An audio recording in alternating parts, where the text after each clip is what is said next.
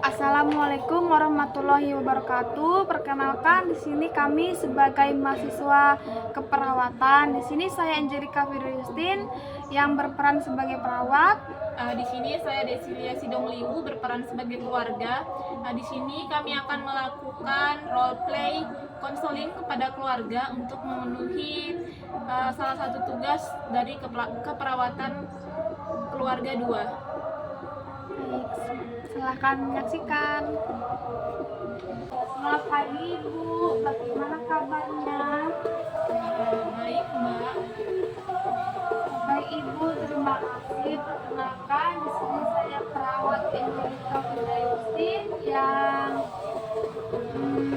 bertugas di Puskesmas Juanda. Apakah betul dengan Ibu Desi dari RT 5 Desa Kebang Janggut? Iya Mbak, benar. Baik Ibu, saya di sini sesuai janji kita kemarin ya pada saat Ibu datang ke puskesmas. Iya.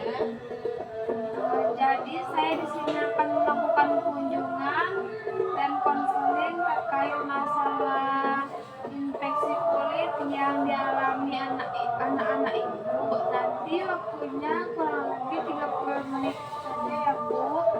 Dan tempatnya di sini saja, dan nanti yang akan kita bicarakan hanya akan diketahui oleh saya dan digunakan untuk kepentingan Ibu saja, seperti itu. Bagaimana, apakah Ibu bersedia?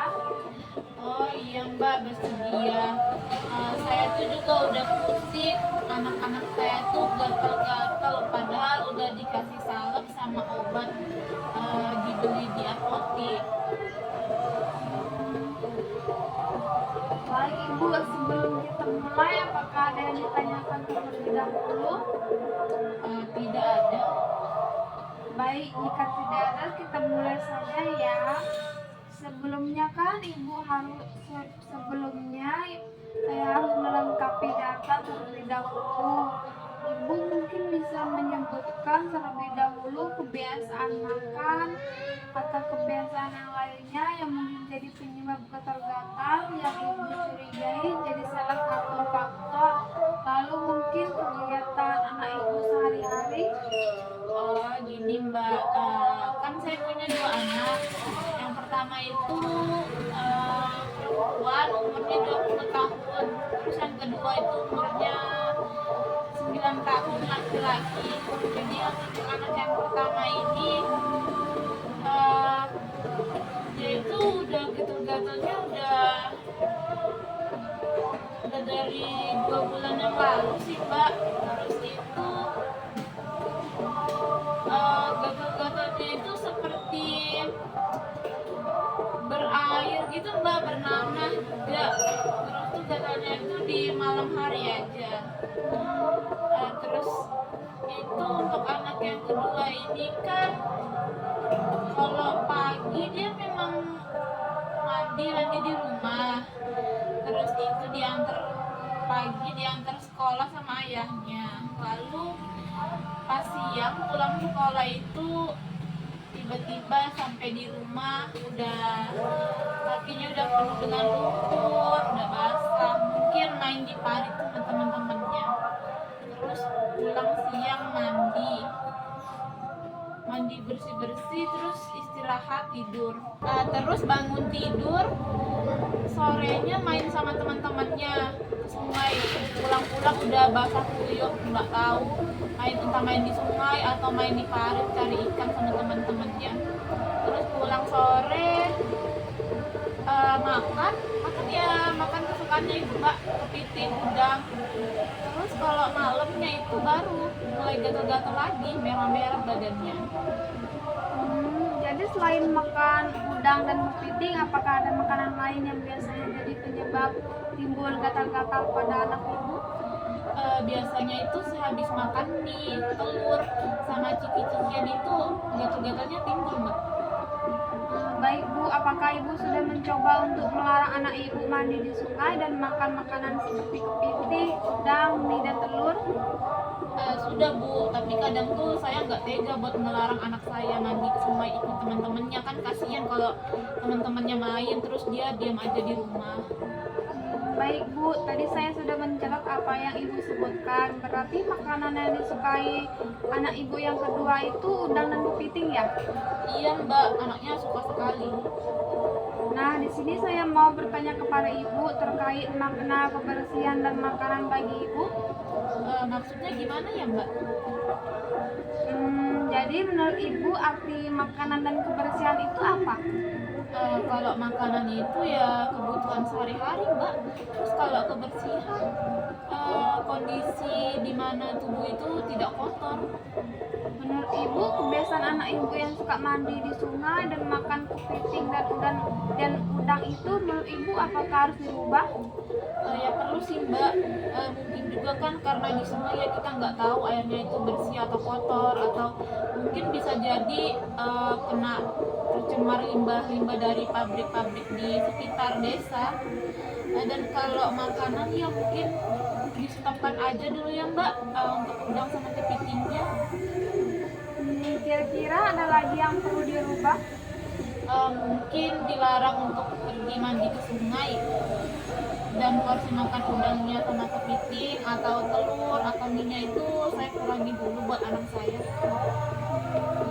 Baik Ibu sudah bagus sekali untuk mengidentifikasi kebiasaan dan pilihan makanan yang harus dirubah pada anak Ibu. Nah, selain itu Bu,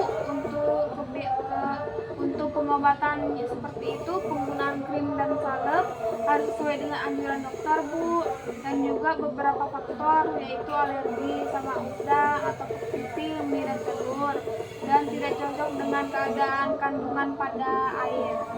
Oh iya Mbak. Baik, jadi begitu ya Bu. Nah Bu, ada beberapa faktor yang mempengaruhi gatal-gatal pada anak Ibu yang pertama, yaitu biasanya disebut dengan skabies Bu.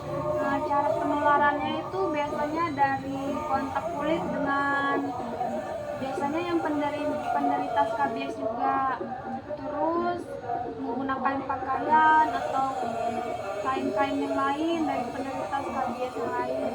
Terus gejala itu seperti gatal-gatal seperti yang Ibu ceritakan tadi pada anak Ibu yang pertama, terus terutama pada malam hari, dan dikeluhkan juga oleh teman-temannya. Biasanya ada juga Bu yang mengeluhkan begitu. Terus ada bintik-bintik air atau bernanah. Cara pengobatannya itu biasanya itu menggunakan krim anti fungal sesuai anjuran dokter. Terus pengobatan serentak pada seluruh anggota keluarga. Terus sering-sering mencuci pakaian. Nah, begitu Bu. Terus untuk anak Ibu yang kedua itu disebut dengan alergi makanan. Beberapa faktor yang mempengaruhi gatal-gatal pada kulit anak Ibu. Penyebab gatal-gatal atau alergi itu biasanya itu karena keturunan, faktor pencetus seperti udara atau air, dan faktor luarnya itu makanan. Biasanya tanda dan gejala dari alergi ini seperti gatal-gatal seperti yang anak Ibu alami. Dan sekarang ini saya akan merekomendasikan untuk pengobatannya, yaitu langsung ke dokter spesialis kulit. Oh iya Mbak. Terus selanjutnya kita sebagai orang tua jadilah contoh yang baik pada anak-anaknya. Jadi ibu dan suami bisa mencontohkan atau memberitahukan bahwa tidak boleh mandi di air yang kotor atau tercemar, dan juga menilai suatu makanan yang dikonsumsi ini apakah berdampak baik atau tidak pada kesehatan. Jadi biar nanti anaknya bisa mengerti seperti apa. Lalu untuk kebiasaan ikut mandi teman atau mencari ikan di sungai, mungkin bisa diberitahukan baiknya. Dan penggunaan salep juga atau obat jangan sembarangan Bu, apalagi ini kan sembuh lalu kambuh lagi ya. Oh iya Mbak. Jadi begitu Bu, apakah ada yang mau ditanyakan? Bagaimana ya cara mencegah supaya anak saya itu tidak gatal-gatal lagi? Begini Bu, untuk berbagai cara untuk mencegahnya itu dengan cara menghindari penyebabnya seperti seperti Ibu ceritakan tadi, berenang di sungai, makan udang, kepiting, serta mie dan telur yang menyebabkan anak Ibu gatal-gatal, serta beri anti alergi bila tersedia. Itu untuk anak Ibu yang kedua. Untuk anak Ibu yang pertama yang menderita skabies itu bisa dengan cara tidak memakai pakaian atau baju seperti baju atau celana dari orang lain dan sering-sering mengganti pakaian. Jadi bagaimana Bu? Saya sudah diskusikan tadi panjang lebar terkait gatal-gatal yang dialami anak Ibu, aktivitasnya dan makanannya. Apakah tujuan kita hari ini sudah tercapai? Iya Mbak, saya sudah paham juga. Alhamdulillah jika sudah paham ya Bu. Jadi setelah ini saya akan memberikan surat rujukan untuk ke dokter spesialis kulit yang ada di rumah sakit. Iya. Baik Bu, jika sudah paham ini surat rujukannya. Baik Ibu, diskusi kita hari ini selesai ya. Jadi bagaimana perasaan Ibu setelah kita berdiskusi tadi?